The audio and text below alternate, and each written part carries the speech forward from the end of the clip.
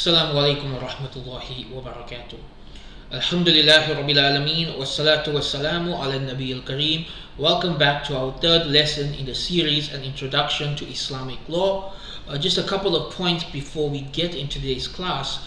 You'll notice I changed the name of this class from Introduction to Sharia to Introduction to Islamic Law, because as I am developing the curriculum, I realized a lot of what we're going to cover is fiqh, not sharia, right? And in the English world, Islamic law is a catch-all term that refers to both fiqh and sharia. As we go deeper, it will become clear to you what the difference between fiqh and sharia is.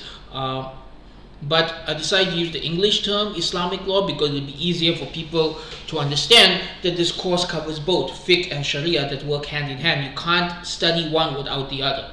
They go together. This does not mean that this is going to be a fiqh class. I'm not going to be teaching you specific fiqh rulings like the fiqh of worship or the fiqh of transactions. I'm not going to be teaching the fiqh of a specific madhab. I'm simply going to explain how fiqh works and how that fits in with how sharia works and how the two of them work together to create a cohesive society for the bulk of Muslim history, and how we can revive that in our times as well. The other announcement I wanted to make before we continue is, I don't know if you noticed, but I added mini lectures to the series separate from the main videos. And there's two main differences between the mini lectures and the main videos. The main videos will be around 1 hour long lectures in which we will do deep dives into various topics related to Islamic law, but the mini videos will be between 10 to 20 minutes focusing on some other issues to help you understand the main issues, right? The other difference is that the shorter videos, the 10 to 20 minute videos, will actually be publicly available on my YouTube channel, while these longer videos like this one will be exclusively available to the students of this course, and that's for a number of reasons. Number one, in these videos we're going to go into a lot more details. It's going to be a lot more advanced. This is essentially what you're paying for, right? While the shorter videos are topics that I want those topics to reach as many people as possible. So I made them publicly available because I believe that knowledge is essential for the average Muslim to have.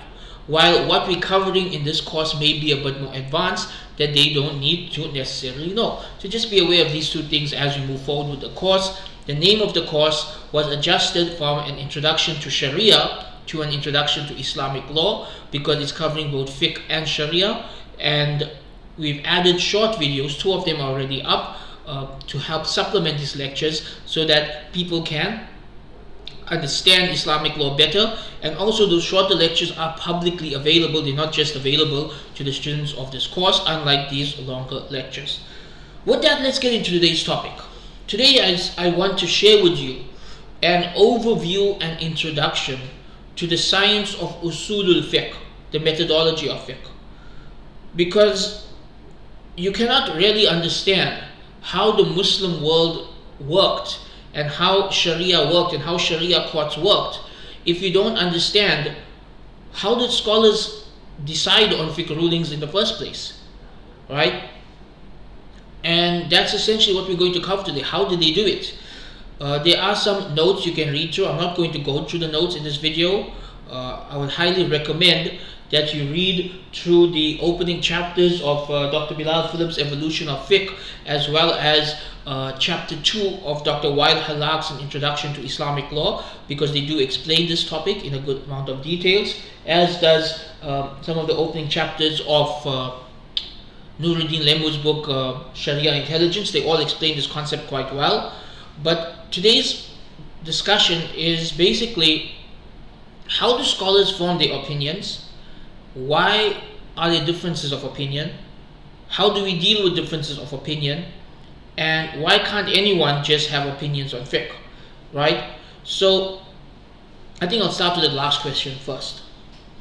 I think if it's understood in most fields that every field or science has its experts, and that you trust the experts when it comes to their knowledge in that field.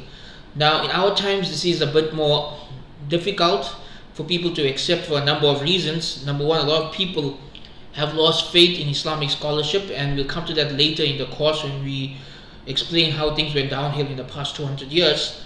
So that made some people mistrust Islamic scholars, right? And we'll deal with that later. The other thing is, in the age of postmodernism, there's a lot of skepticism towards any kind of expert, right? So you see with the younger generation, people are skeptical about medical experts, about economic experts, about anything. So to tell them to trust the experts when it comes to Islamic law is difficult. But nonetheless, this is the way Islamic law has existed since the first generation. Even amongst the Sahaba, there were certain Sahaba who understood the law better than others. And the other Sahaba would defer to them for judgments on fiqh issues, on issues related to Islamic law. So for example, scholars like Abdullah ibn Abbas, Abdullah ibn Mas'ud, Aisha binti Abi Bakr, and the four Khalifas, Abu Bakr, Umar, Uthman and Ali, these were scholars that other Sahaba would turn to for advice, who would seek an opinion from. The majority of the Sahaba would not try to arrive at their own conclusions on matters of fiqh. They would rather ask somebody who understands the text better, because fiqh is a science and there's a methodology to it. There's a way of arriving at a conclusion, and if you don't have a clear set methodology, you can be all over the place. And this is what we're seeing happening in our times. People who don't have a methodology to fiqh and who are approaching the text directly, mostly through translations, end up with extremely bizarre misinterpretations of the text. And this is because they're not following the proper process of doing this. There is a science to understanding Islamic law. Let's take another step back. I'm talking about fiqh.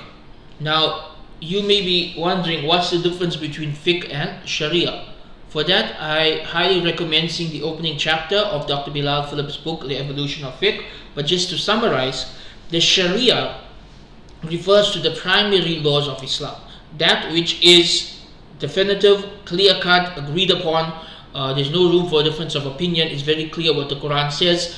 These are very few. There's actually very few laws that are that clear and that we follow that strictly. And these are things that are known of the religion by necessity.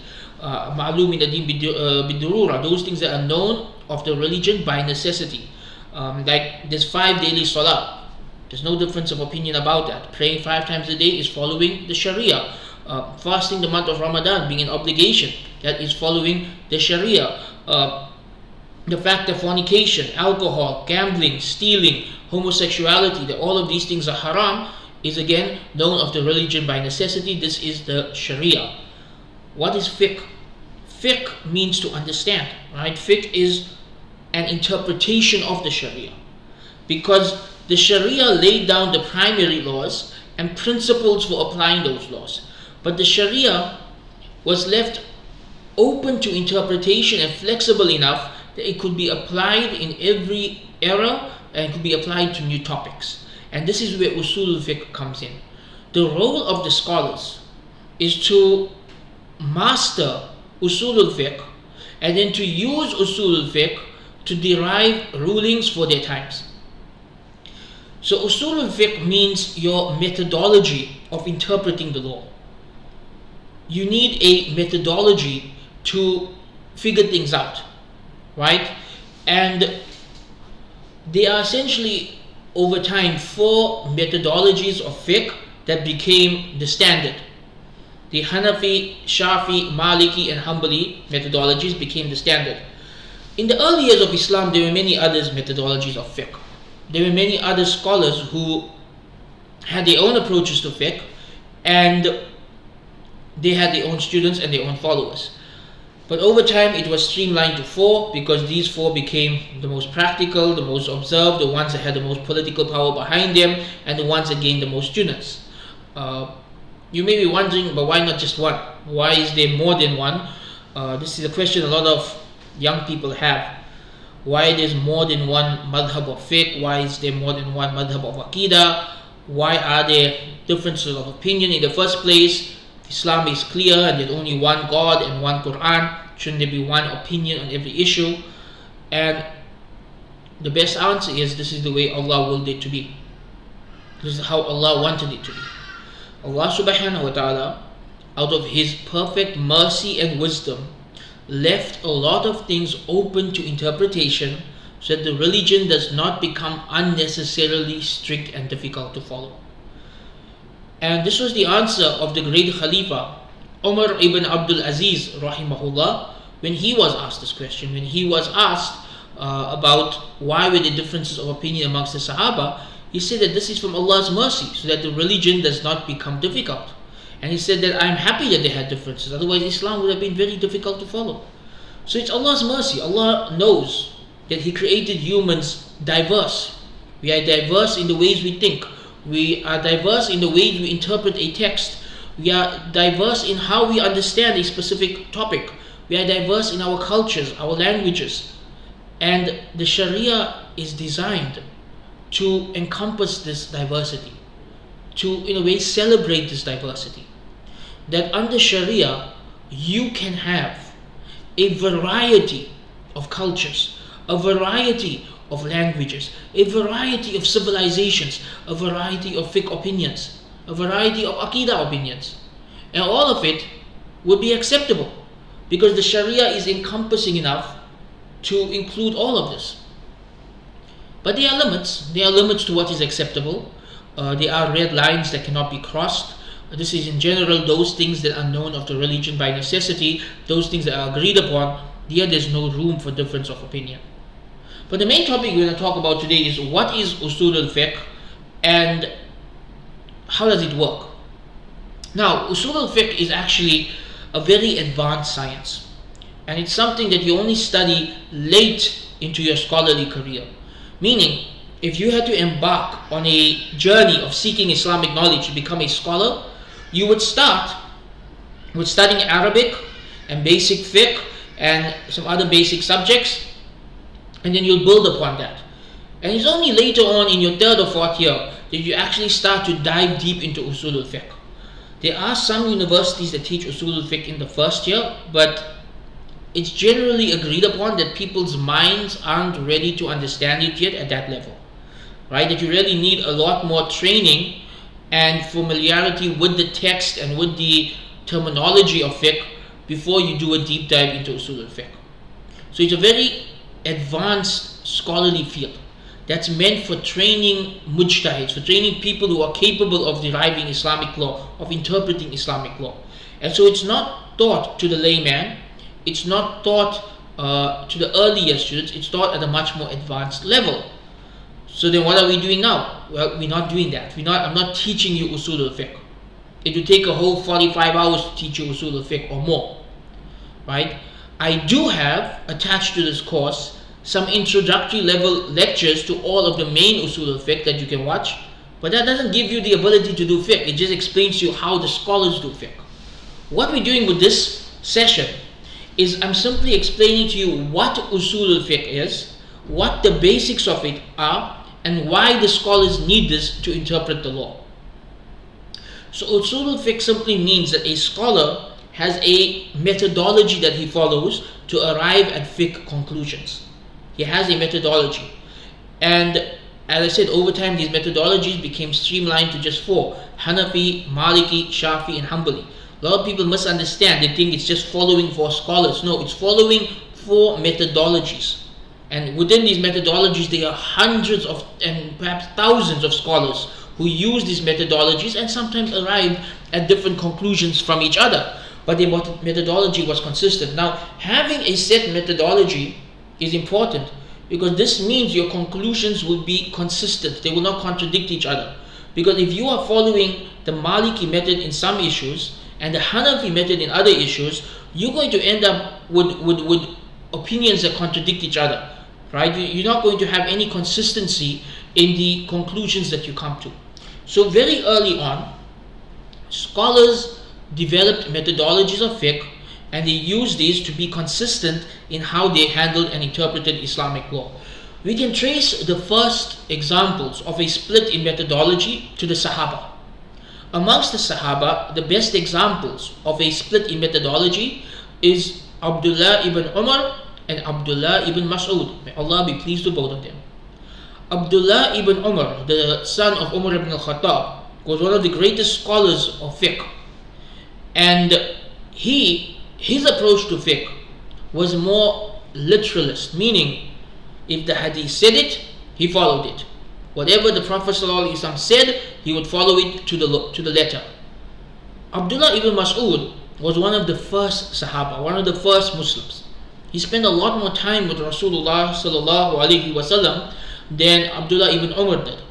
And he developed a very different methodology towards fiqh. His methodology towards fiqh was more rational, in that he would study the hadith, try to understand the rationale behind the hadith, the reasoning behind it. Was there a reason for him to say this? Was there a context within it happened? And he had a very different approach to the hadith. So what happens is, within the very first generation of Islam, we end up with this split, where some scholars would see a hadith and say the Prophet said this is what we are following. Others ended up with the approach of the Prophet said this, but he meant that, and they would follow what they believe he meant. And so this shows now two methodologies of interpreting the text, which led to differences of opinion in fiqh. We see this play out in real time during the lifetime of the Prophet ﷺ in the famous incident of Banu Qurayza, where the Prophet ﷺ, after the victory at the Battle of the Trench, he told the army to march towards Banu Qurayza because they had betrayed the Muslims in this battle and they needed to be dealt with for their betrayal. And so he told them, none of you should pray Salatul Asr until you get to Banu Qurayza. So what happens is, the army leaves and they're marching towards Banu Qurayza, and Asr time is about to end. So one half says, the Prophet said don't pray Asr till you get to Banu Qurayza, so we are going to follow what the Prophet said. And they delayed Asr, it became Qada, and they prayed it at Maghrib time in Banu Qurayza. Another group said the Prophet said that, but that's not what he meant. He simply meant hurry up, get there as quickly as possible. He didn't mean we must miss our salah and make it Qada, right? So they stopped and they prayed Salatul Asr, and then they continued with their journey. Interestingly, the Prophet ﷺ did not chastise either group. He did not say that either group were wrong, setting the precedence from the first generation that there will be differences of opinion in fiqh, there will be different methodologies in fiqh, and both methods are valid. Both approaches are valid. Those who take the law very literally, and those who look at what did the Prophet ﷺ mean by this. Both methods are valid. And so we see this in the second generation. It becomes a bit more systemized. So in the second generation, it now becomes known as two separate groups in their approach to fiqh, right? In the first generation, it's named after specific Sahaba, but now in the second generation, they're now known as separate groups. So now we have the emergence of what's known as Ahlul Hadith and Ahlul Roy. Ahlul Hadith, those who follow the letter of the law. Ahlul Roy, those who follow rationality. Now, again, don't take these terms too literally. They simply meant to define two different groups.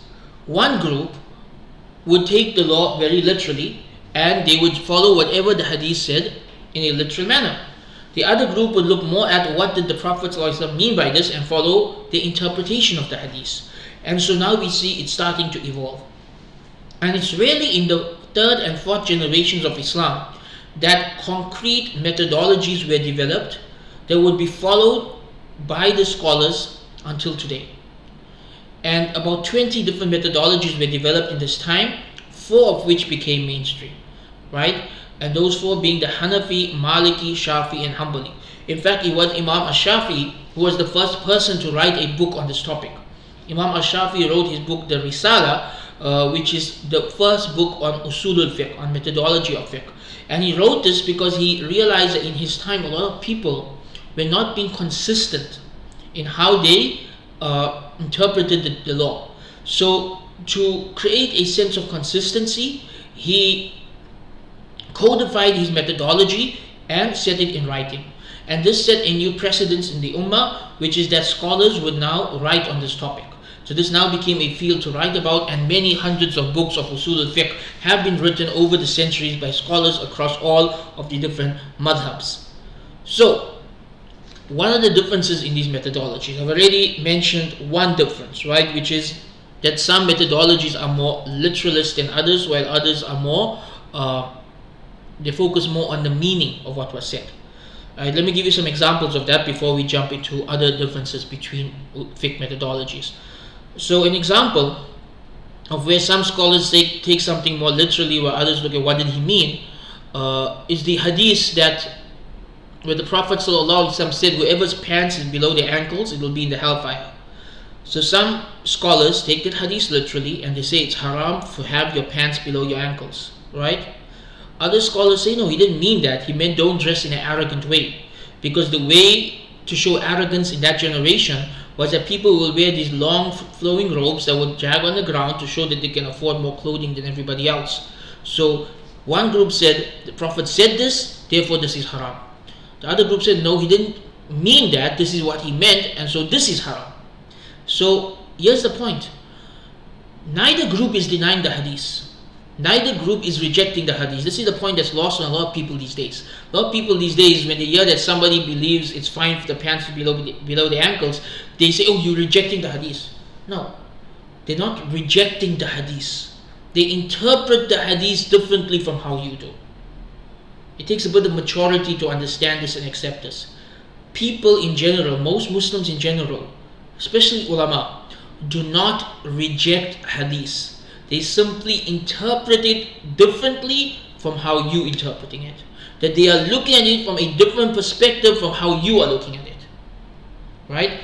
And there are many examples of this in the hadith. There are many hadiths where the Prophet ﷺ said something.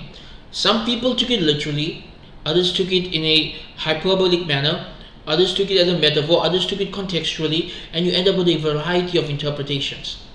It is from the mercy of Allah that all of these methodologies are acceptable, and all of these interpretations will be acceptable on the Day of Judgment, as long as they form within the spectrum of what is Orthodox Islam. So, when you look at the context, when you look at the concept of Usul al-Fiqh, the first and the most obvious difference is when you see something in the text, the Quran or the Hadith, do you take it literally or do you look at what was meant? Look at an example of this from the Quran.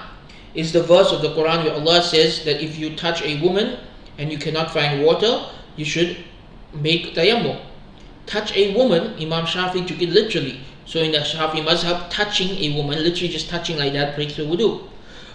The Malikis and Hanbalis added some context to it. They said touching here means touching with desire, so they considered kissing and things like that to break the wudu. And the Hanafis took this completely metaphorically. They said touching a woman means having intercourse, right? And so they said that breaks ghusl, and that this verse has nothing to do with wudu. So nobody's rejecting this verse, but there's a spectrum of interpretation of this verse. And whichever of those opinions you're following, you are safe and you are within the realm of what is acceptable, and Allah will have mercy on you regardless of which of these opinions you are following. So, what are the other differences between the various methodologies of fiqh? First, let's talk about what they agree upon. Within Sunni Islam, there are certain aspects of the methodologies of fiqh that all Sunni Muslims agree upon, right? And the differences are normally in the subtleties, the nuances of it. But the essentials are agreed upon. So what are these essentials? Well, Dr. Wa'il Hallaq divides them into the rational and revelation forms of laws, sources of law, right? As do many others. The revealed sources of law agreed upon by all of the madhahib are the Quran and Sunnah. We have a lot of people today who say they follow the Quran and Sunnah and they don't follow a madhab because the madhabs contradict the Quran and Sunnah. This is a very naive approach to fiqh. There is no madhab that contradicts the Quran and Sunnah.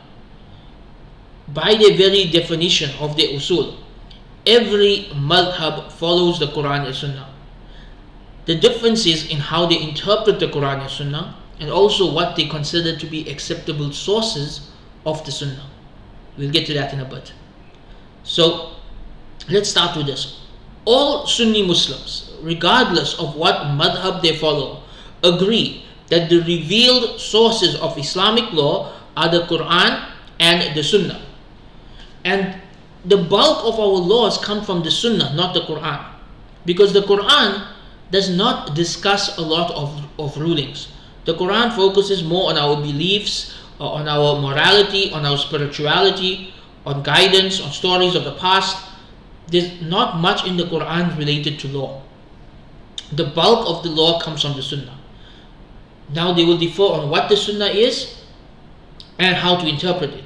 But every madhab agrees we follow Quran and Sunnah. What else do we follow?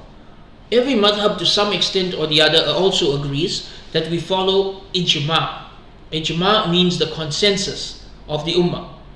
Now, they have differences of opinion on what is ijma and what level of ijma do we follow and what counts as ijma, but they all agree on the concept of ijma. So, we all agree that if the ummah, if the Muslim collectively as a whole believe something, it must be true, right? But some of them say this applies only to the first generation. Some say it can apply to any generation in history. But in terms of actual practice, we tend to follow it only with the first generation. So for example, the entire ummah in the first generation right until recently agreed that homosexuality is a major sin. To act on those desires is a major sin. This is a matter of ijma.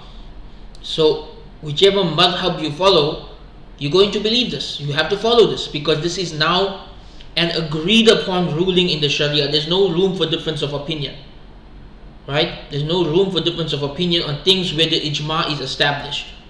So a couple of points here. Number one, there's disagreements on what counts as ijma. Number two, a lot of things today that people claim ijma on, there's actually no ijma on. Right? It's become like a card that people use when they're trying to silence debate. You know that there's a genuine ijma on a topic when all of the Muslims of the past give you the exact same opinion on that topic. That's when you know there's a genuine ijma. So for example, the prohibition of zina, there's ijma. The prohibition of alcohol, there's ijma. That there are 5 daily salah, there's ijma. Right? So this is the third principle of fiqh, ijma, which means consensus, which means consensus in Islam means there are no disagreements. There are no disagreements amongst the senior scholars of that generation. Maybe in later times there may have been 1 or 2 dissenting voices, but that does not contradict ijma. We're talking about the senior scholars of the first few generations. Linked to ijma, most of the mazhabs also agree that we can take fiqh from the opinions of the Sahaba. So, if a scholar is dealing with a fiqh issue that's not mentioned in the Quran, it's not mentioned in the Hadith, and there's no ijma on it, the next step would be to look at, did the Sahaba discuss it? And if the Sahaba discussed it, then they would consider it part of the religion to follow the opinions of the Sahaba, because the Sahaba understood Islam better than we did. Now again, there's a difference of opinion on what level of following the Sahaba is necessary, and does this mean only the consensus of the Sahaba or the individual opinions as well? And in the individual opinions, if it's something that the majority of the Sahaba held or only one Sahabi held, right? But in general, Ahl Sunnah wal Jama'ah, the people of the Sunnah and the community, follow the Quran, follow the Sunnah, follow the consensus, and follow the Sahaba. A fifth principle that they all agree upon is the rational source of Islamic law, called qiyas. Qiyas, or logical deduction, rational deduction. And qiyas simply means that when dealing with a new case, you find something similar in the Quran and Sunnah and you apply a similar ruling. For example, when drugs were invented, these modern day recreational drugs that make people intoxicated or high. Scholars would do qiyas, and they would say, okay, recreational drugs are not mentioned in the Quran and Sunnah. The Sahaba never discussed them, but Allah subhanahu wa ta'ala prohibited all intoxicants. And the Prophet ﷺ said anything that intoxicates in large quantities is prohibited in small quantities. And even though we know that this verse of the Quran and this hadith are referring to drinks, to alcohol, to wine, but we can do qiyas and say that just as wine is prohibited because it intoxicates, recreational drugs are also prohibited because they intoxicate. So this is qiyas. You are taking the ruling of something that's established in the Quran and Sunnah and applying it to something new because they share the reason of prohibition. This is the key point. They share the reason for prohibition. Why is alcohol prohibited? Because it intoxicates you. Do drugs intoxicate you? Yes, they do. Therefore, it's also prohibited. This is called qiyas. This is called a rational deduction based on Quran and Sunnah. And I would argue that the bulk of fiqh today comes from qiyas. And this is the area where you're going to find most differences of opinion. The majority of differences of opinion on modern day fiqh come from the area of qiyas. Why? Because people's brains work in different ways. So people have different methods of rational deduction. And so if three people are doing rational deduction on one issue, you're going to end up with three different opinions. And that's just the nature of fiqh. And that's how it's always been from the very first generation. That whenever they were introduced to something new that was not explicitly mentioned in the Quran or in the Sunnah, they would do qiyas, and based on that qiyas, they would come to a conclusion. Now, it's also important to note that qiyas is considered dhanni, speculative, meaning whatever result you arrive at through your qiyas, you have to be open to the possibility that I'm wrong. You have to be open to the possibility that somebody else's qiyas is right and your qiyas is wrong, as long as there's no consensus on the issue. And by the way, it is possible, although not very common, to arrive at a consensus through qiyas. Right? Because normally qiyas leads to different conclusions, but it is possible to arrive at a consensus. So for example, I don't know of any difference of opinion on recreational drugs being haram, unless it's for medical usage or emergencies. So even though one can say that that's qiyas, but that's also a matter of ijma, that all intoxicants are prohibited. So that is possible as well. So all of the scholars of fiqh from across all four madhabs, and even those who don't follow a madhab, they all agree upon these points, that we derive our laws from the Quran, from the Sunnah, from the consensus of early Muslims, from the opinions of the Sahaba, and if none of that is available, through rational deduction, qiyas. So why are there so many differences of opinion? For a number of reasons. Number one, there are other usul al-fiqh that some madhabs follow and other madhabs don't. Number two, there are different approaches to each of these topics that I just mentioned. So, what are the different approaches to these topics? Let's look at the Quran. When it comes to the Quran, the scholars may differ on how to interpret a specific verse. That sometimes something is mentioned in the Quran and scholars understand it differently from each other. For example, Allah subhanahu wa ta'ala tells us in the Quran to wash our arms up to our elbows in wudu. Some scholars would say that means up to and including the elbows. Others say no, it's only up to, it doesn't include the elbows. This is a difference in interpretation. Both interpretations are valid. Allah knows best which one is correct. You follow your madhab and you be open to the idea that it's possible that the other opinion was correct instead. And so we have a difference in how people interpret the Quran. We saw that earlier with the verse about not touching women, that there's a difference of opinion in how we interpret that verse. It's the same with hadith. Scholars not only had a difference of opinion in how to interpret hadith, but also on other things like what level of authenticity is needed for a hadith to be valid in fiqh. Right? So there's different levels of authenticity in hadith. Some hadiths are sahih, they are very authentic. Others are hasan, they are acceptable, you can still use them, but they're not on the same level as sahih. Some are da'if, they're but weak. Some are da'if jiddan, they're very weak. Some are mawdu', they're fabricated. But there's other ways of measuring hadith as well, in terms of the number of narrators. Now the scholars would look at all of this. So for example, in the Hanafi madhab, a hadith needs to be narrated from a variety of people for it to be considered valid for fiqh.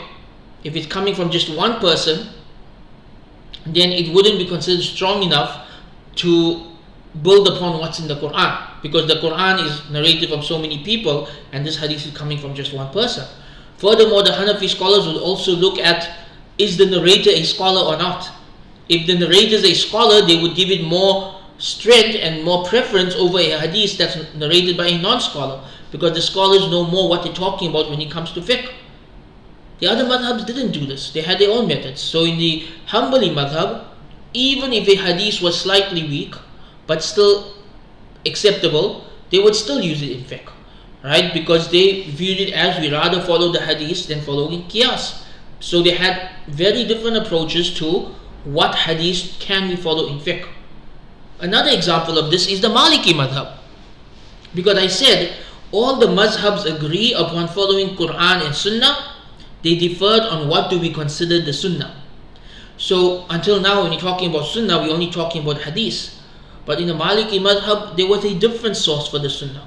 The Malikis, because Imam Malik lived in Medina and the people around him were the descendants of the Sahaba, he looked at what they did and he considered it to be Sunnah. Why?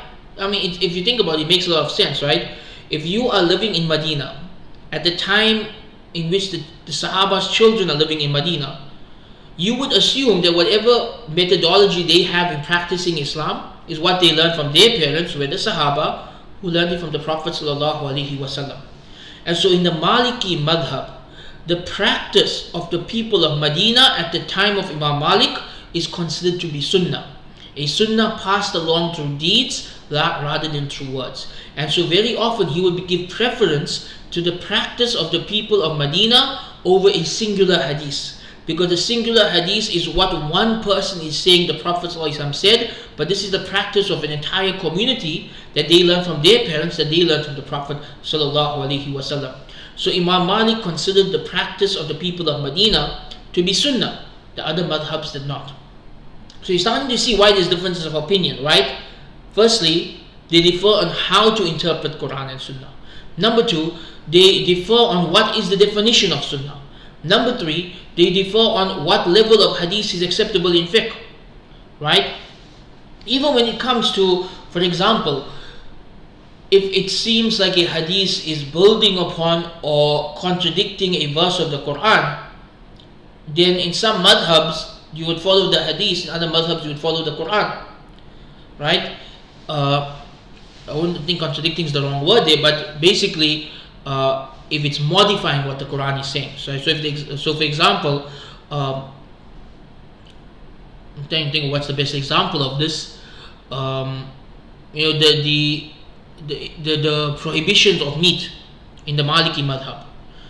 In the Maliki madhab, the only type of meat that is prohibited is what's mentioned in the Quran, because the hadith prohibiting, for example, birds of prey is not considered by Imam Malik to be strong enough to override the verse of the Quran.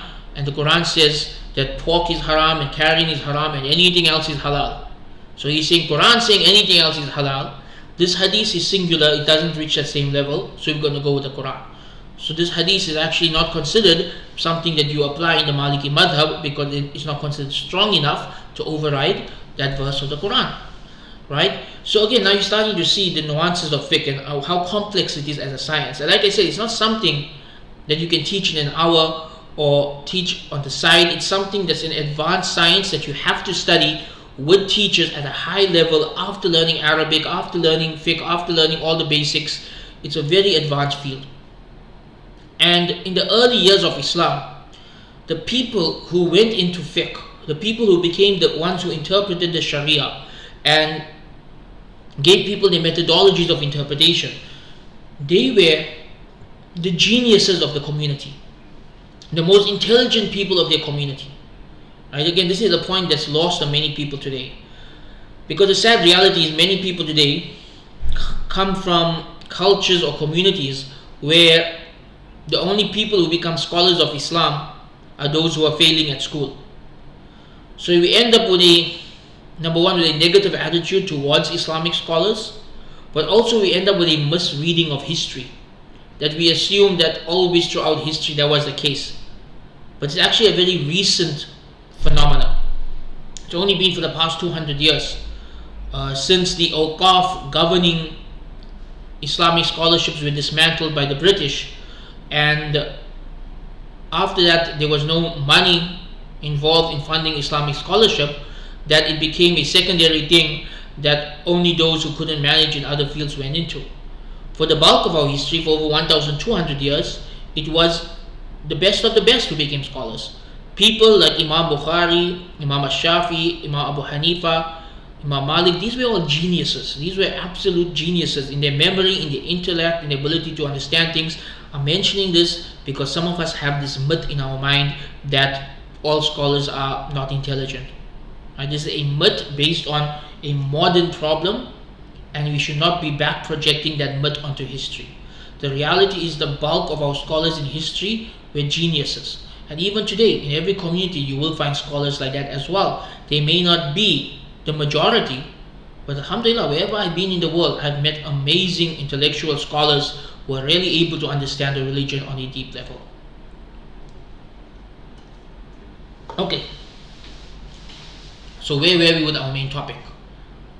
We're talking about Usul al-Fiqh, and we're mentioning why there's differences of opinion. You said all the scholars of Ahl Sunnah agree in following the Quran, the Sunnah, Ijma, and Qiyas. But again, Qiyas will lead to different conclusions. People differ in how they interpret Quran and Sunnah. People differ on what counts as Sunnah. Right? Again, a lot of people don't know this. There's a difference between Hadith and Sunnah, and not every Hadith counts as the Sunnah. Right? So the Hadith is the text in which the information is stored. What is derived from that text could be the Sunnah, but not always. Because again, every madhab has their own methodology of looking at the text and extracting the Sunnah from it. So when we say we follow Quran and Sunnah, that doesn't mean we follow every single hadith.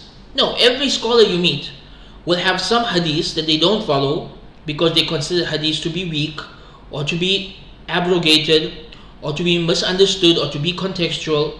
It doesn't mean that they are rejecting hadiths. It simply means they have a different definition of Sunnah from the scholars that you are following. You see, the more you understand of this, the more tolerant you become to other people's opinions, because now you understand where they're coming from. So what else led to differences of opinion amongst the scholars of fiqh? The other thing that leads to differences of opinion among scholars of fiqh is that they had secondary sources of Islamic law where they differed over whether these are acceptable or not. Right? So, for example, the Hanafi madhab had something called istihsan. And istihsan basically means that if the rational deduction is leading to a conclusion that is too difficult to apply in society, then you can go with a different opinion. Which simply means the Hanafi madhab looked at fiqh as a very practical thing, right? And they looked at it from the perspective of making life easy for the people. I know in certain Hanafi communities today this may sound strange, but that was what the original Hanafi madhab was, making things easy for the people. So, if a scholar did qiyas and his conclusion would make life too difficult for his community, he would ignore his own qiyas and follow somebody else's opinion if it was more practical for society. Right? So this is a very practical tool for ensuring that Islamic law is never overburdensome for the people. And this is again a concept that I think has been lost in our times. It seems like people in the West today and English-speaking Muslims today seem to seek out ways to make the religion overburdensome on themselves and others. It's as if we have this mindset that this religion needs to be difficult. But that's not the case. This religion is meant to be very simple and practical. And so we shouldn't be looking for ways to complicate things. We should be looking for ways to simplify things. So the Hanafi madhab did that through istihsan. The Maliki madhab did that through maslaha, right? That they would look at the concept of the greater good of the community. What would benefit the community? They call this maslaha. And they would derive a lot of rulings through maslaha. So they would look at, okay, is this in the greater benefit of society?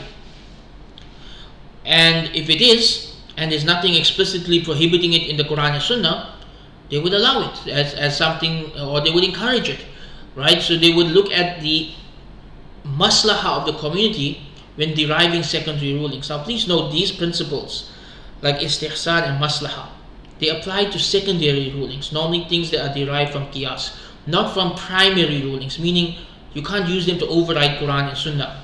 With very few exceptions, like matters of life and death and things like that. Another example of a principle that was initially disputed and later became acknowledged by almost all the madhabs is the concept of urf, of local culture. And we're going to spend a whole lecture on this concept separately, because understanding the role of local culture in fiqh will help you to appreciate how vast and diverse and flexible fiqh is, and the vision of what this ummah should look like. You see, many of us have a misunderstanding that this ummah needs to be monocultural, that there should be like one culture for the entire ummah. And we see this when people try to Arabicize other cultures, or in my context, Indianize other cultures. Right, where they take their culture and they try to force it on others, assuming that this is Islamic culture. This is problematic, because the religion of Islam is meant to accommodate the good of every culture. That it is built into our Sharia that humans are diverse in their cultures. They are diverse in how they handle their social dealings and how they live their lives. And the Sharia is designed to encompass this diversity, as long as it's not harmful, as long as it's not haram. And so when you travel through the Muslim world today, you will find that a lot of things are very diverse in terms of culture. In Malaysia, in Turkey, in Saudi Arabia, in Morocco, you will find that the way Islam is practiced in all of these cultures is very diverse. Yet all of it fits within Ahl Sunnah wal Jama'ah. Why? Because our religion has built into it a concept of cultural diversity. In fiqh, in Usul al-Fiqh, this is called urf. Urf means local culture. And in the maxims of fiqh, it's called al-adat muhakkamat. Local culture is the deciding factor. And what this means is, when there is a clash of cultures, then the local culture will be the deciding factor on a fiqh issue. So for example, if you are living in a culture where the business arrangement is that if you buy something, like you buy some furniture, you need to provide transportation to take the furniture home, that becomes the default. If you move to a country where the culture is that the person selling it has to provide transport, then you have to adapt. Because on these issues of business, the Quran and Sunnah are silent, and it's left up to the local culture. And whatever the local culture is, that's what you follow. That's the ruling. It's the same, for example, with the Jummah khutbah. So some people misunderstand this, because the khutbah of Rasulullah ﷺ was in Arabic. They assume the khutbah has to be in Arabic all over the world. But I've traveled around the world and I found khutbahs to be in every language, whatever was the language of the people. There's very few who hold this opinion. By the way, I'm not saying the opinion is outside of acceptability. This is an opinion within Ahl Sunnah wal Jama'ah. It has to be in Arabic, but it's not the majority of opinion. The majority opinion is that the khutbah must be in the local language. So this can solve some big problems. So for example, just say a group of Muslims migrated to a small town in Canada. Some of these Muslims speak Arabic, some speak Urdu, some speak Turkish, and they're all sharing a masjid, and they're arguing over what the language of the khutbah should be in. But the majority of them all understand English, right? That's the language the majority of people in that community understand. Therefore, the khutbah should be in English so the majority understand it. This is the local culture being the deciding factor. It's the same with how men dress, right? This is again this idea of, like, if you're living in the West, you have to dress in Arab clothing or in Indian clothing to be Islamic. But the reality is that you can follow the local culture in dressing as long as you are not violating any of the Islamic laws, right? So for a man, that means your navel to your knees must be covered, you must be modest, it shouldn't be see-through, it shouldn't be feminine, it shouldn't be silk, right? It shouldn't be part of another religion. So if you're wearing a loose-fitting shirt and pants, alhamdulillah, you are following the Sharia, right? You're just fitting in with your local culture, which is fine. It's a bit more strict for women because women have to cover up more, right? But even there's cultural flexibility, that the colors, the design, the format of a woman's, what we call in modern terms hijab. Later I'll explain the word hijab is a very modern term for it. But nonetheless, this concept of a woman covers everything is from the Sharia. But how she covers it, the designs, the colors, the styles, this you will find differs from region to region. That there's cultural diversity in how a woman's dressing is, as long as it meets the minimum requirements of covering her aura in a modest and loose-fitting manner. And so this is an important principle of fiqh, urf, or local culture. And this is one of the reasons why it is highly recommended that you take your fiqh from your local scholar. This is something that will pop up over and over again in this course. Stick to local scholarship. Because people in other regions, even if they are pious, even if they are geniuses, they may not always understand the cultural nuance of the community you are living in. But somebody who grew up in that community and who is a part of that community and who grew up in that culture and understands that culture, he is able to understand all of the cultural considerations when giving you a fatwa. And this is why fiqh has to be localized. Fiqh has to be based on the local culture. And it goes back to what was covered in chapter 1 of Dr. Wael Halak's book, that the scholar was always a member of the community, who understood the community and its culture just as well as he understood the Quran and the Sunnah and the methodology of fiqh. And he would consider all of this when making a judgment for the people. One of the big mistakes we have today is that we try to take our fiqh from people in far and distant lands who do not understand our circumstances, our cultures, or our way of life. And sometimes that fiqh becomes impractical. It's even worse nowadays with fatwa websites, because as we covered in the previous video, fatwas are meant to be personal. It's meant to be a one-on-one thing, that someone asks you a question and you give them a fatwa for their personal circumstances. Now we have people posting fatwas online, and people in a completely different part of the world, a different context, a different culture, is leading that fatwa and thinking that this is the Quran and I have to follow this. And that makes the religion impractical, it makes the religion difficult, and it's not how fiqh was meant to be. So, put this now in context of what we covered in the first video. That the Sharia was interpreted not by the government, but by the local scholars. The local scholars were not, as some people think, these high school dropouts who couldn't cut it and were not intelligent. No, that's a modern phenomenon. That's not our history. That's not our history. Imam Ghazali was a genius. Ibn Taymiyyah was a genius. Abu Hanifa was a genius. Right? We have to let go of that mindset that these were people who were not intelligent. This is back projecting modernity onto history. No, the local scholars, for the bulk of our history, were intelligent, pious, and diligent in how they handled things. And their people trusted them. And they had methodologies so that they were consistent in what rulings they came to, and they were not self-contradictory. So, if you lived in that time and you wanted to know if something was halal or haram, if something was an obligation upon you, or what to do in a specific situation, you would go to your local mufti. Your local mufti would be someone who studied under a righteous scholar or a series of righteous scholars who received an ijazat, a certificate of permission to continue teaching or to start teaching from his teachers after years of study, who mastered the Usul al-Fiqh, who understands the Quran and Sunnah, who understands the local culture, and who can listen to your situation and give you a ruling specific to you. And so the Sharia was not in books. The Sharia was not a book of law that this is the issue, or this is the ruling on this issue, and this is the ruling on that issue. No, the Sharia was this flexible system of laws that very few things were inflexible, right? Very few things could not be changed, like the 5 pillars of Islam and the major prohibitions. These things can never be changed, right?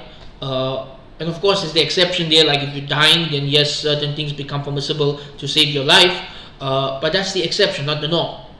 But Sharia was a living force, that in every community there would be people who had knowledge and piety and who knew how to deal with these things, and the rest of the community would trust them, and these people would be the ones who people would go to for fatwa, and they would listen, and they would be just, and they would be wise, and they would give people the rulings that they needed for their situation.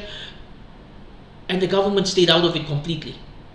The government, the only thing that they would do for the most part was either stay out of it completely, or they would pay the salaries of the scholars so they could just focus on their work and not need to worry about money.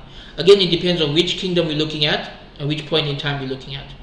But you would find in certain parts of the world, the government completely stayed out of it, and the laws was in the hands of the scholars. There were no lawyers, there were no government lawmakers, everything was handled by the ulama. And the people trusted the ulama more than they trusted their governments. And people looked up to the ulama more than they looked up to the government. And the governments would try to win the favor of the ulama, because that would make them be legitimate in the eyes of people, that if the ulama trust this government, they must be doing something right. And so one of the biggest difference between Sharia and modernity is that in modernity we have these secular lawyers making up laws and interpreting laws in a very by the book manner, right? But in Sharia we have pious intellectual scholars who are interpreting the Quran and Sunnah, and in the interpretation they are focusing on justice, they are focusing on society, they are focusing on family, they are focusing on what's best for their people. It's not a matter of trying to enforce a law on people, but it's more about ensuring that people live together in harmony and that they are growing closer to Allah subhanahu wa ta'ala, and that society functions well. And one of the most unique features of that time is just how separate lawmaking was from the leadership, besides in the first generation. Because the first generation, Abu Bakr, Umar, Usman, Ali, Hassan, Muawiyah, may Allah be pleased with all of them, the 6 Sahaba who held positions of Khilafat, they were all ulama, they were all people of scholarly knowledge, right? They all knew how to interpret the law.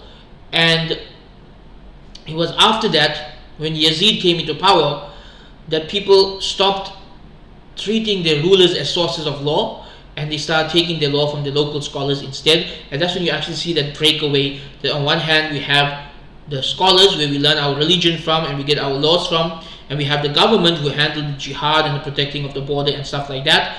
And that separation existed for the bulk of our history, because very few kings in the history of Islam were actually scholars. I would say 99% were not.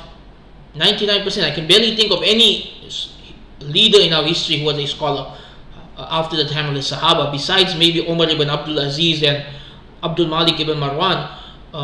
It's really hard to think of anyone who was a scholar after their time. And so because of the split between scholarship and kingship, for the bulk of our history, laws were taken from the scholars. And the scholars had methodologies. The scholars were consistent in how they applied. And the scholars feared Allah, so they did the best job that they could. And this is how Muslim society functions. That if you need to know something, ask your local scholar.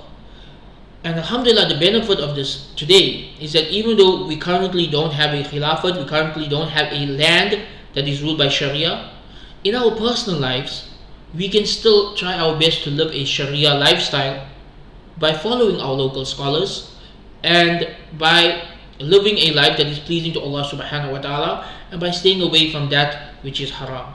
And in that way, the Sharia continues to thrive and continues to grow, even in an era where it's not being applied on a government level. But inshallah, that will end soon, and perhaps we will see the revival of the Islamic Khilafat in our lifetime.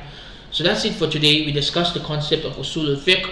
We're going to build upon this a bit more in the next video, when we discuss what are the madhabs, why do madhabs exist, why do we need madhabs, how do they evolve over time, and we're going to talk about the importance of scholarly diversity in Islam and how that plays an important and crucial role in how we understand the Sharia. That we understand the Sharia to be a system of a law that accommodates a lot of differences of opinion and different cultures and different viewpoints. We did touch upon it today, but we'll go into more details about it in the next video, because it's very important that if we are studying Sharia, that we understand that there are a lot of differences of opinion and that this system is flexible and broad enough to encompass all of these different opinions and approaches. Hope you found this beneficial. Wa akhiru da'wana alhamdulillahi rabbil alameen. Wassalamu alaikum wa rahmatullahi wa barakatuh.